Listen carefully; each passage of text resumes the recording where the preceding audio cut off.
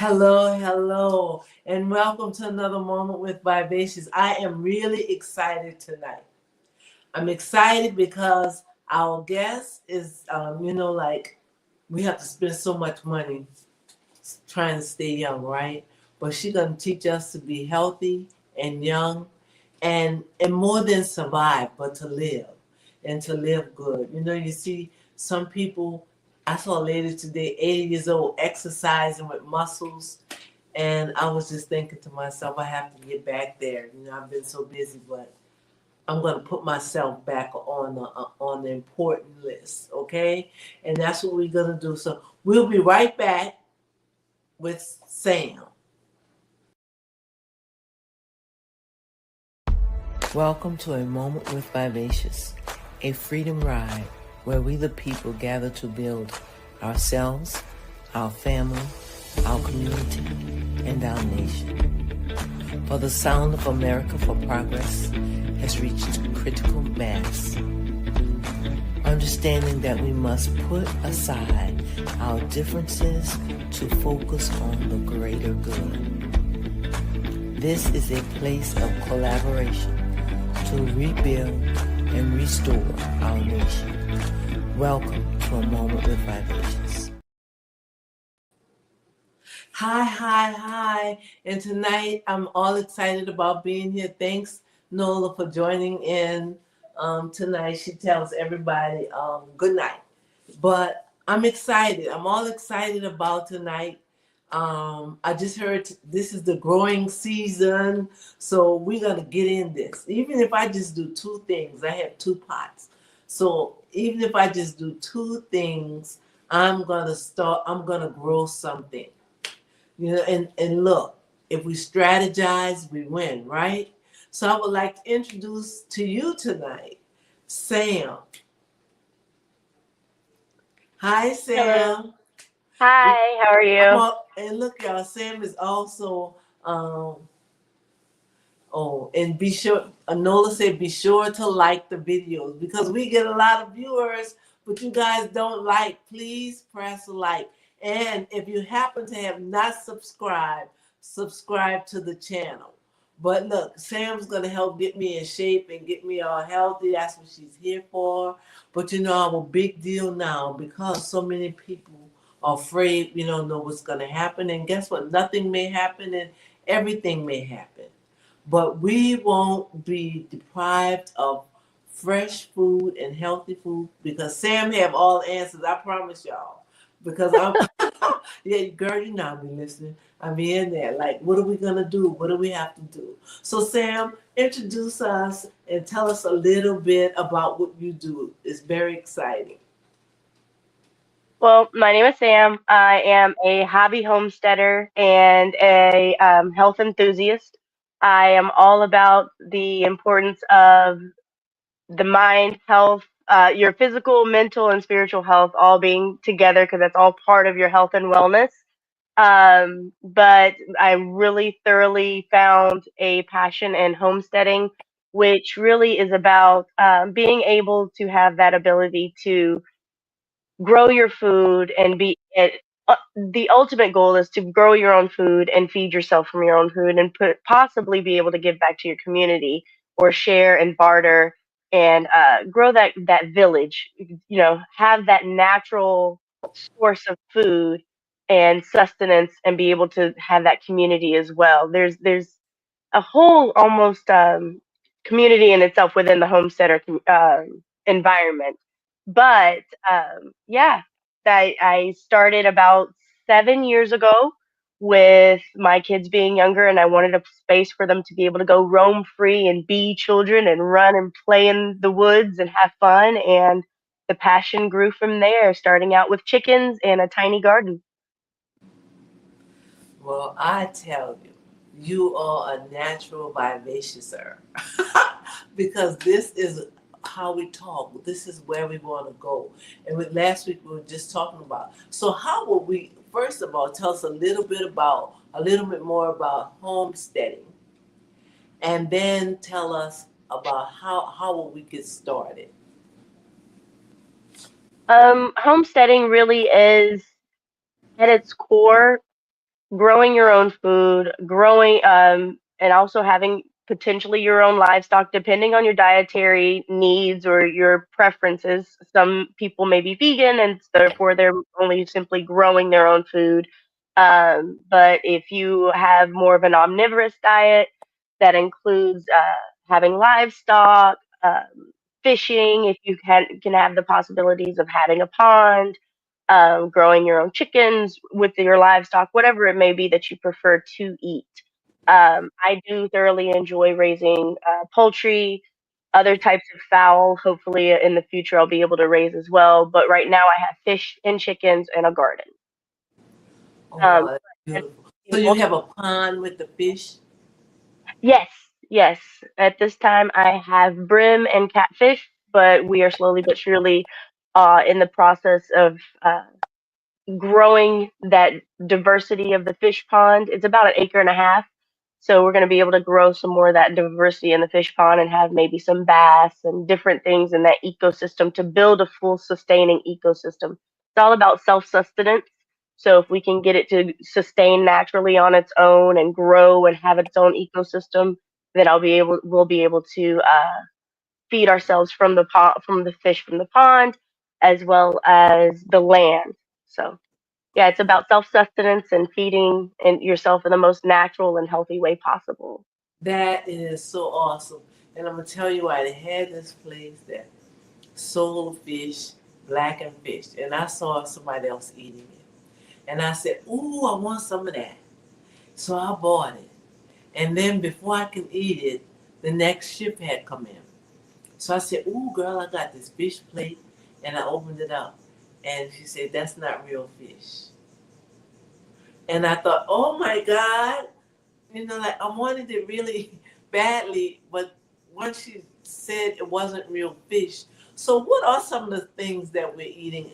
I don't want to go far because I want to talk about building us and staying healthy. I want to talk about how a healthy mind, how eating healthy and taking care of ourselves, nourish our mind and our thoughts.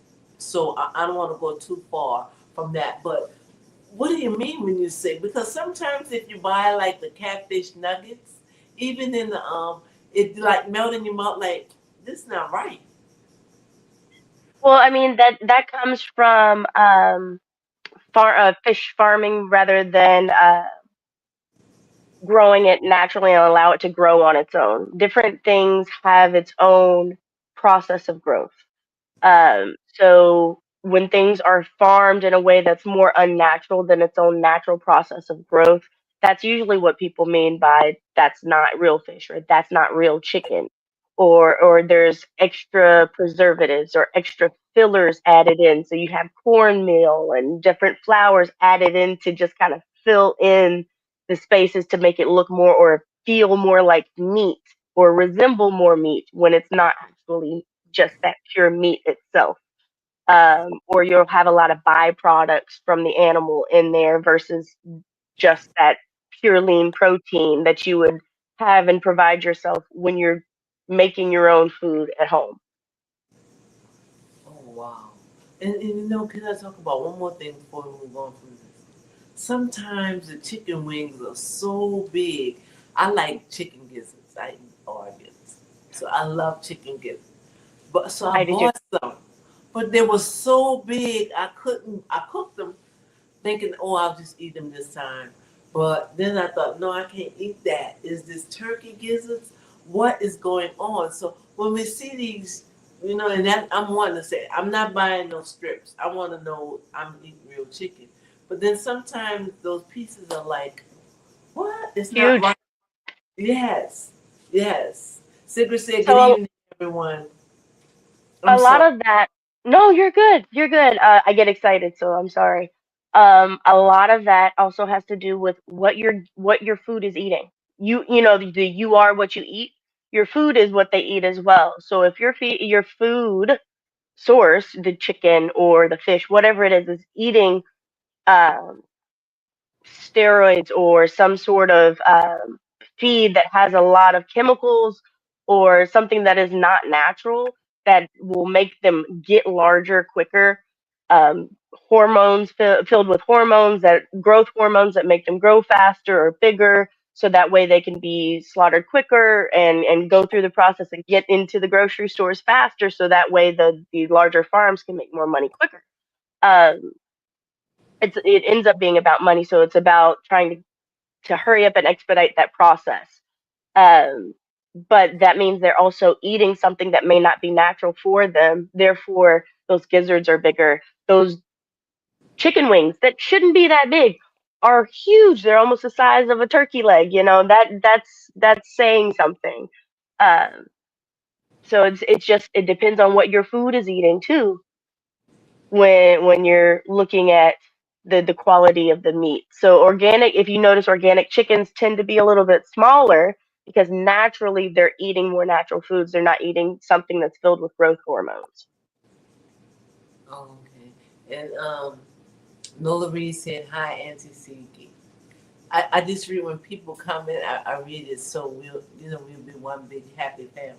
So we were talking about that last week, preparing and strategizing. Well, one week I don't remember which week it was, but we were talking about maybe gardening and sharing. You know, everybody growing something different and sharing it. How can a person start gardening? Gardening can start as simple as a big flower pot. And if you don't have a big flower pot, if you have one of those 5 gallon buckets from Home Depot, you can start gardening. You can start having a simple tomato plant and learn about that plant and learn about how the dirt is affecting the growth of the plant and the level of how much water it should have and things of that sort. It really just starts with trying and making the efforts. It's going to not work sometimes, but in those moments where it doesn't work, you learn so much and there's so much more growth as well. I cannot tell you how many times I've had failed gardens, started over again, and then those gardens from the failed gardens, because of what I learned, have flourished. I've learned so much from composting alone and learning how important it is to have those composted materials, keeping my eggshells from my eggs, keeping taking those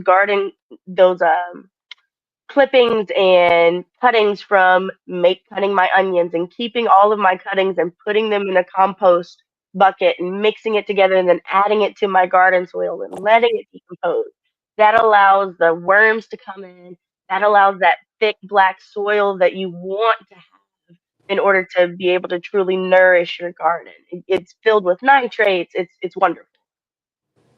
When I was younger, my mom used to take her coffee ground and put it on her plants. Coffee So grounds what are wonderful. so what does that helps your dirt get black? So we want black dirt, right? You want a nice thick dark soil. Georgia clay, the reason it's so red and fine, it's mostly sand. It's showing you that it's mostly sand when you look at it. That thick, black, nutritious soil means that it's got a lot of different nutrients from a lot of different sources. Though you've had all of your bugs that are important to that ecosystem of the dirt as well, been able to crawl through and provide you more nutrients through their own processes. So yeah, that dark black soil is really what you would like to have when you're looking into having a garden. So composting is amazing to make that on your own, and you already know what's going into your soil. So you know that you're not getting extra fillers and chemicals from a big bag of potted soil. You don't have to question anything. You know exactly what's going in there, and you're also helping the environment because you're recycling on your own by putting whatever is compostable and can be decomposed naturally and okay for the environment back into the soil where it needs to go. So wait a minute. Now, so potted soil, like when you go buy, it's two kinds of soil you can buy. So the potted soil is not good. Not necessarily. There are some wonderful brands of potting soil, but some brands of potting soil may have some extra ingredients to kind of like when we feed our chickens those growth hormones. They may have some extra chemicals in there to help expedite and rush the process of the growth and grow it a little bit faster. But what are those chemicals doing and I always wonder what those chemicals exactly are doing in the to the plant itself, and then when I'm ingesting the plant, what is that doing to my body? I am not able to say exactly what it is, but I'd rather be safe than sorry. I want to know where my food comes from. I want to know from beginning to end if I absolutely can. If I can't grow it, I will go out and find someone who can and learn from them. And if they have it, I'll find a way to barter with my eggs or anything that I may. And what are some of the easier foods to grow? I like eggplant, but what um what are some of the, like for starter? What are some of the easier foods to grow? Starter crops, I would always suggest tomatoes. That's some of the easiest crops to grow. You see, everybody's grandma grows tomatoes, cucumbers, those basic crops. But surprisingly enough, I've always had a pretty easy time growing collard greens. Turnips haven't always been my forte, but collards have actually especially in Georgia, they have been able to grow pretty well in the soil, even if it tends to be a little sandier than I would like. So So yeah, tomatoes, cucumbers, and collards.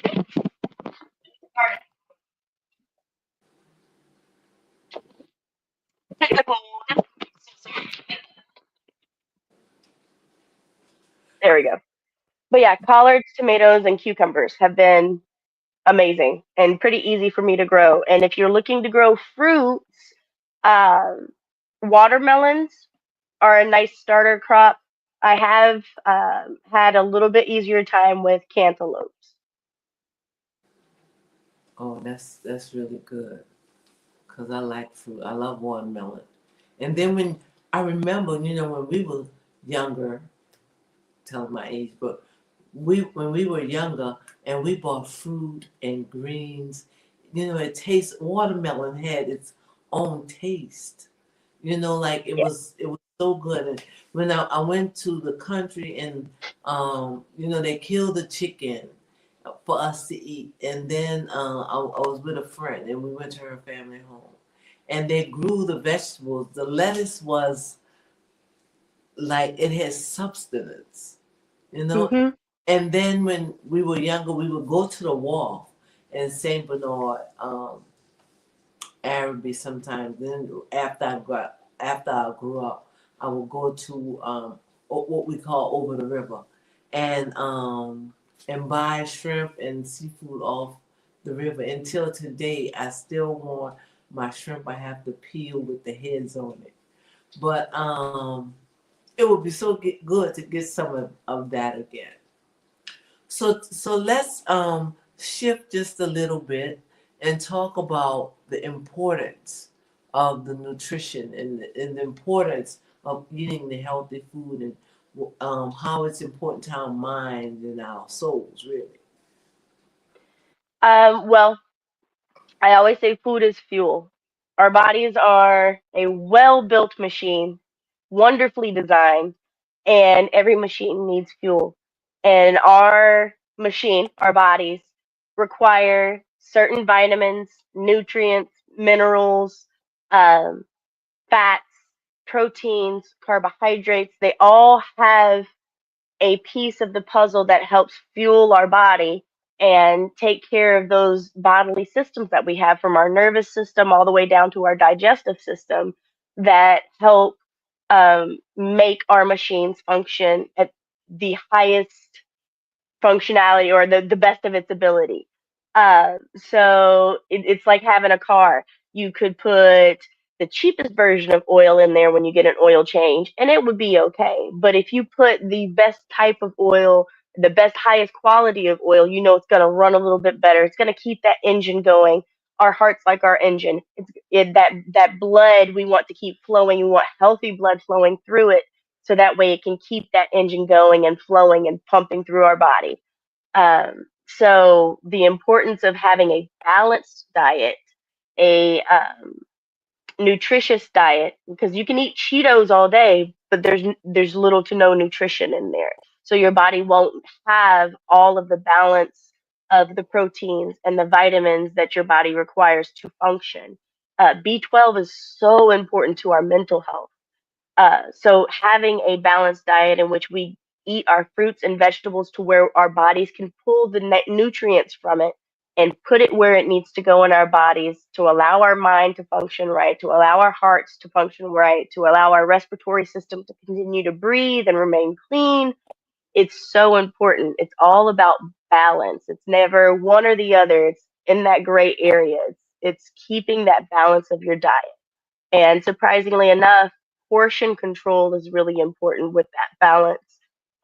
So I always teach with your plate, it's about eating with your portions. Half your plate is vegetables, no matter how big or small your plate. Half your plate is vegetables and fruit. Quarter of your plate is protein, and a quarter to a little less than a quarter is carbs at minimal. And then, having a smaller side of your dairy and things of that sort is always good for us, especially as females, because we are prone to osteoporosis. So having that some sort of calcium supplement is very good and important. She said, Secret says, what do you think about seedless watermelon or seedless fruit? Whew. I always try to eat fruit that has seeds. And the reason being is that seeds are part of showing that a fruit has gone through its entire process and it is fertile and it is it's what it should be. It's healthy. It's a healthy fruit.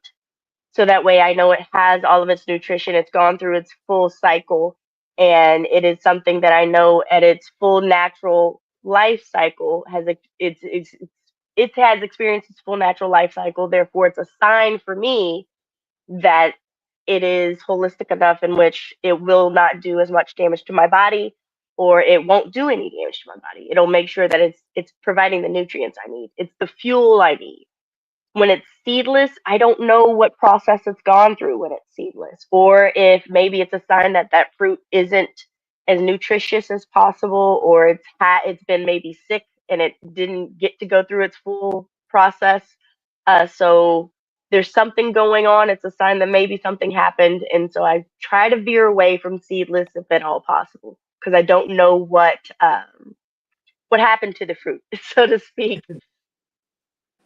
Thank you for that. So I heard you say that B12 is very important to our diet. What type of foods have B12? A significant amount of foods have B12. Actually, I typed up the list. Hold on one moment. Um, animal animal-based foods. If you do eat protein, well, if you have more of an omnivorous diet, a lot of your meats will have B12 because those animals eat different types of plants and things of that sort. So you can actually get B12 from your meats. You can get B12 from your chicken, you can get B12 from lamb, you can get B12 from beef, any sort of meats that you have, even your fish, you can get B12 from. If you're looking at your more plant based diets, that's when you are looking at a lot of grains, even your greens will have some plant based, some B12 as well. Dairy products, again, that's more of the meat, but if you're in a vegetarian diet where you do eat dairy or cheese, you can still get some B12 within your dairy and cheese, or even your eggs will have a lot of B12 as well. I think eggs are two large eggs is almost about 46% of your B12, if I recall correctly. I'd have to check again, but eggs are surprisingly nutritious for your diet. I mean, and one egg alone is 6 grams of protein, and that's a lot for the human body to be able to absorb quickly and in a small amount where it's not too filling, but it's nutritious. So I have two other comments. Nola Reeds would like to know what are some fruit we could try from the norm that's different, I guess, from the normal ones that we usually eat. Because a lot of the normal stuff, I don't know if she's asking, but for me, if you go to buy your grapes, we always had when I had my baby in the house, I kept grapes in the refrigerator because she used to just go in there and eat them. So that's a good question. What are some fruit that we can substitute that? So what I would always suggest is find a local market. Find a local farmers market where it seems small, and you've got the egg cartons and crates, and it may look a little rustic. Those are probably the ones where you're going to get the most closest to all natural and organic foods as possible.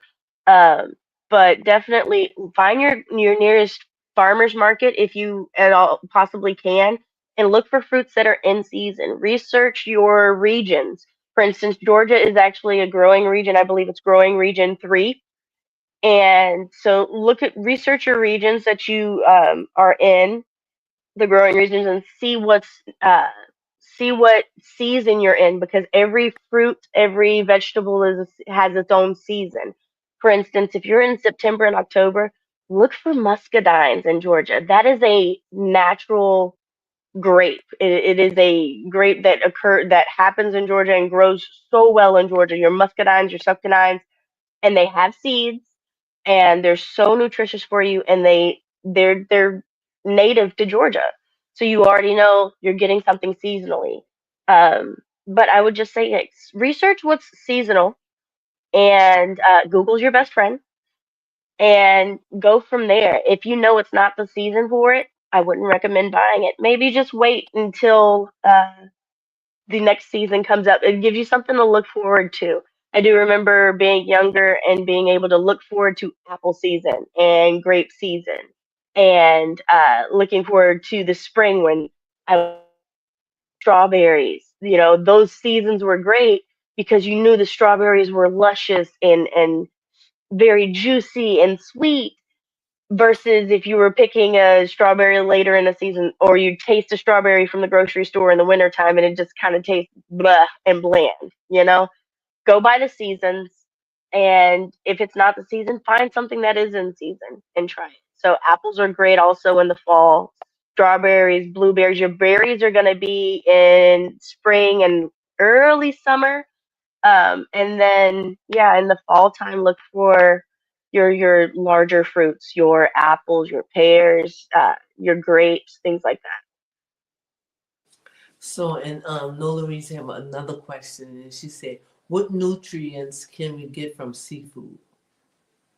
Seafood, you get a lot of omegas, which are important for your brain health Repeat and that. function. I'm sorry. Can you Oh, repeat that, pardon me. please? It So jumped. It wasn't you. seafood, can you hear me now? Yes. Lovely. Seafood, actually, you're going to get a lot of your omegas. If you've also heard, your fish oils are really good for your body, especially your joints. For us people who have some creaky joints, maybe a little arthritis, sometimes it helps give a little bit of movement and oil in our bodies. So fish oils in general are really good for us, and it'll give us some healthy fats for our body to be able to continue to run and convert into energy. And one another thing, like I go off. I have friends that's what did that answer your questions? If that answered your questions, we're good. But if you have more questions, I want you to ask them because we're doing good and we're learning a lot. Okay. So I have a friend who thinks it's the end of the world. Okay. And so, but what she's doing is really good because now that we're talking about seasons, I'm a big fig eater, but I can't find fig like they taste when we went go pick them off the neighbor's fig tree. It's because And they're when the not in neighbor, season. my aunt's neighbor had a peach tree, and my dad, boy, we used to sit in the yard and eat peaches, and my daddy would make peach ice cream that was so good. And you go back and you try to find it, you try to recapture that taste, but it's not Mhm. there. But I don't know how much I can grow. I want to pay somebody to go in on their garden. But I'm gonna try two things because I have two pots. So I'm gonna try that. But I want to say because she was talking about I'm learning how to can. So she's learning how to like preserve her food that she grow so that she could have it even when it's not in season. But she was also talking about preserving meat.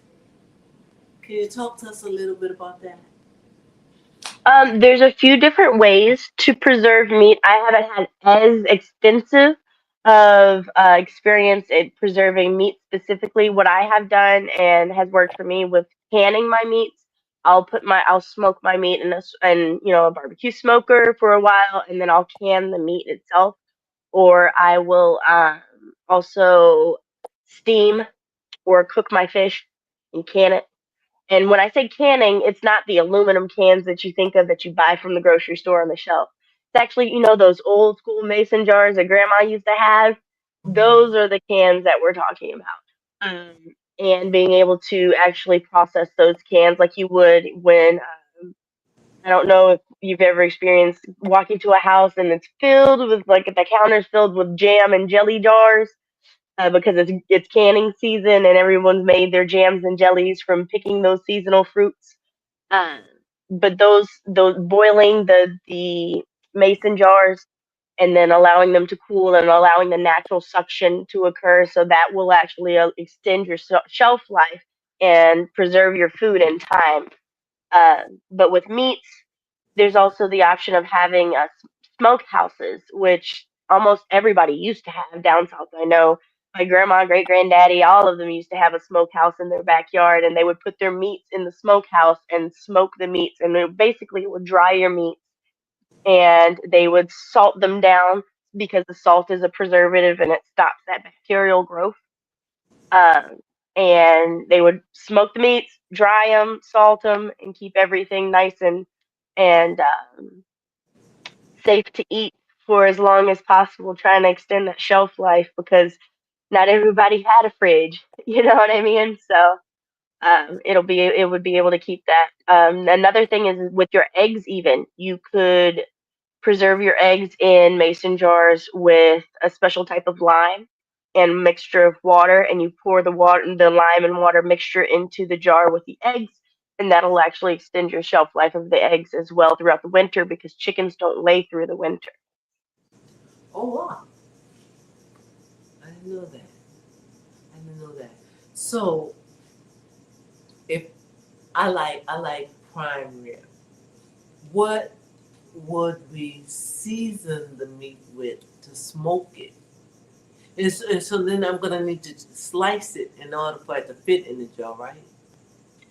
Well, it depends. You would have to usually slice the meat. What I tend to do is I go to my local butcher who does source his meats and all of his cuts from local farmers to support um, other farmers and small farms. And we also know exactly where the meat is coming from, how it's being fed, and whatever cuts that he has available at that time. I'll purchase in bulk, and then I will smoke those meats and cut them down. And I actually have a hand grinder that, the old farm table grinders that you secure to the table and you grind the meat. So if I want ground meat, I'll grind it down. And since I do have a deep freezer, I'll put it in the freezer, usually my ground meats. But you could also smoke those and put them in a can if you absolutely want to. If not, you can just smoke a whole piece of, a Boston butt and shred it. That's what I usually use. I'll shred it and then put it in the jar, and I'll just have access to the shredded meat. Okay, and do you need a special seasoning to prepare it? To Not necessarily. If you're canning them Mhm, specifically, mhm. um, you don't need a special seasoning. But when you're smoking the meat in a smokehouse, that's a little bit different. Um, that itself it's not so much the seasoning, but it is the process, and that is a salt. And some people salt them, but when you're doing it properly, you can store smoked meats almost for up to a year when they're properly preserved and dry. So it just it depends on the methods that you're using. If you're using like a low and slow, low temperature to just keep those meats, it's called a cold smoke. Um, so it just depends on what your methods are. There's a lot of different methods for smoking meats and preserving them. But if you're just going to can it, it doesn't matter the seasoning. You can. I've had. I've made teriyaki chicken and barbecue pork and different stuff like that, and preserved them in mason jar canning methods. And so I know this may sound redundant. I'm so sorry, but we're Oh big no, seafood eaters. So so if we're doing shrimp and but I don't know how would you do crab though? I've never had that experience. Because I usually try to get my food as fresh as possible. And since we're Mhm. inland, I have not had much experience with crab or shrimp, except for when I was a young girl. And that's when I would travel to overseas and be near an ocean or be near a place where we could go to a fresh seafood market, and we would just eat it directly and eat it as fresh as possible because I was always taught that the fish may not last that long, so you have to eat it as fresh the day of, you know. And that's how it tastes also. You know? When And look, going back to that, this is not right. exactly. And let me go to with my dad. My dad, um, when he canned fruit, he cooked it, and we had oh he would we would pick pears because pears grew in our area, and we would eat milletone. Milletone is like a squash. Hmm. Um, I think it's South American squash. Call it coyote or something like that. Daddy would pickle. Daddy would pickle the milletone and pickle peppers. And Yum. I'm sorry. Said it sounds yum. Yeah, and he would, but the fruit he would cook and make like sweet. It was always sweet. Well, sugar is also a preservative. It helps keep things sweet. That's why a lot of people would make jams and jellies to have some sort of source of fruit for the winter time. Because again, you're cooking them. The sugar helps keep the fruit from spoiling. It's like salt. It slows down the decomposition process, which would stop you from eating it because it would spoil and go bad. um, Cucumbers are soaked in salt and vinegar because that pickling process helps preserve it and keep it as long as possible. Okay. So if can we get back to our mind? Anybody have any questions? This is really, really good. I'm really enjoying this. I am into this, and I'm going to try some of it. I really am. When they have the strawberry farm, I think I'm going to try it. I'll find somebody with kids to go try to pick some, and I'm gonna do that. You know, like it's really interesting to me. And then we know what we eat because we have no clue. You know, we have no clue of what we eat every day. I'm gonna have to start sitting next to you so I can eat something out of your lunch basket. But I wanna go back before we close. I wanna talk about eating for your mind because I am. You know, when you think about the market, and I used to shop a lot at Publix, um, but now they don't have all the meat like they used to have. They don't have all the meat like they used to have when you go to Publix. So it's very the choices have become limited, and the meat does not look at you used to go and say I know I can get me a good piece of meat at Publix, but the meat does not look like fresh meat that I know, and I know fresh meat because Daddy always bought our meat from the butcher. You know, we went to the meat market and they had this place called Steve's on Claiborne where Daddy used to go pick the chicken. That was when he had stopped raising chickens, and they would pop that neck, and we would have fresh chicken. So I know fresh meat. So Yeah. when I look at the meat in the store, I'm thinking, oh, where did they store this meat? Because it doesn't look fresh. You know what I'm saying? So I want to know, do you feel like there's any connection in the growth of the acuity of mental illness that's happening today in the food that we eat? That I wouldn't. I will say I will not be surprised if there is. But I will say that I do believe that uh, because as a country, we have not taught our youth like in other countries about the importance of eating healthy foods and natural foods and what's in your foods, the importance of that from tiny little ones. Because if you look in other countries, they instill that importance of mindful eating, being aware of what you put into your body, and understanding the importance of what you put into your body. And it needs to be as natural as possible because your body is important and it needs to have that source of nutrition. We haven't educated our kids from that small age, and we're about instant gratification, so grab and go because we're always on the go. We don't pause to take that time. So I do think it does have, I would not be surprised if those statistics are affected, but I do think there's a lack of education about the importance of mindful eating, which could genuinely be one of those effects of how our mental health is also affected because we're not educated enough on how to take care of ourselves in the simplest of ways, which is feeding ourselves. So I don't know if you can, but if you can, could you tell us some foods that we could eat for our minds and our memories?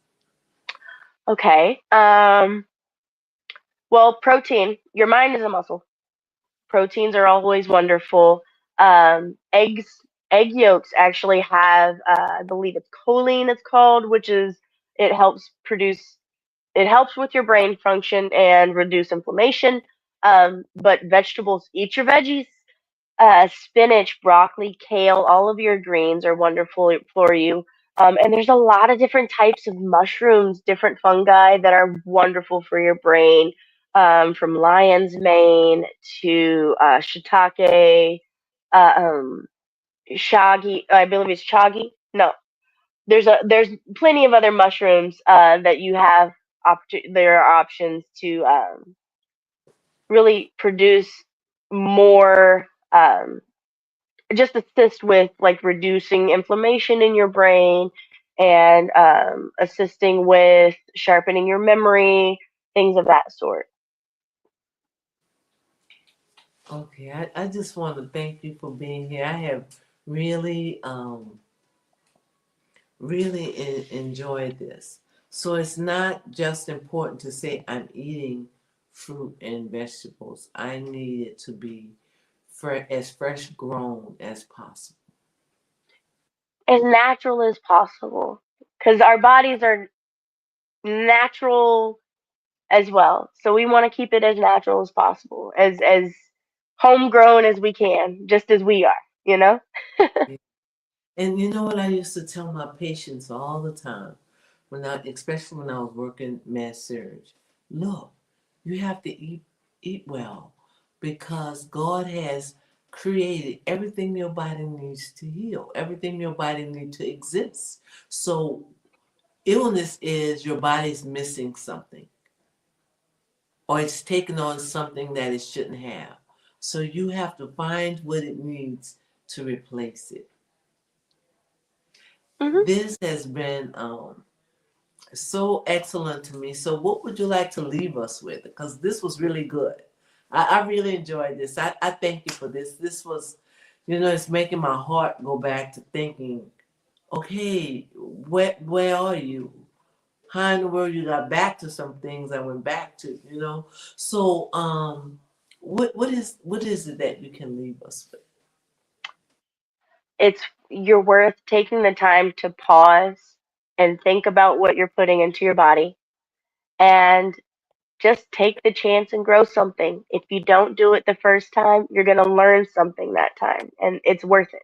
It's worth the possibility of it not working, but you're learning something and there's growth in not succeeding as well. So take the chance, try it out, and don't stop. Just keep learning, keep growing. Thank you. Sigrid says she enjoyed this very much, and so did I. It has me thinking I need to get down to DeKalb Farmers Market because I'm going to be off Friday and buy some food that because like recently it's like I have to work hard to remember the words that I want to speak. And sometimes and I want to eat for my mind. I think that's what I'm going to research the most, thinking for my mind. I never thought about that, eating for my thinking. I just Yeah, never thought about that. Sigrid says she enjoyed this session very much. And lovely. and I'm so glad too. I'm so glad you're here. So if someone um, maybe wanted to try and got stuck, would you like to leave any information where they can ask you questions or grow from this? Sure, absolutely. You can email me at hippie, Hippie, healthy and fit at gmail.com. So hippie, healthy and fit at gmail.com. I'm just a hobby homesteader, a humble lady who makes mistakes, learns from them, and continues to grow. So I will gladly help share any information that I have or any experiences that I've had. And anything you can share with me, I would love to learn from you too. Thank you so much for being here. I've enjoyed this.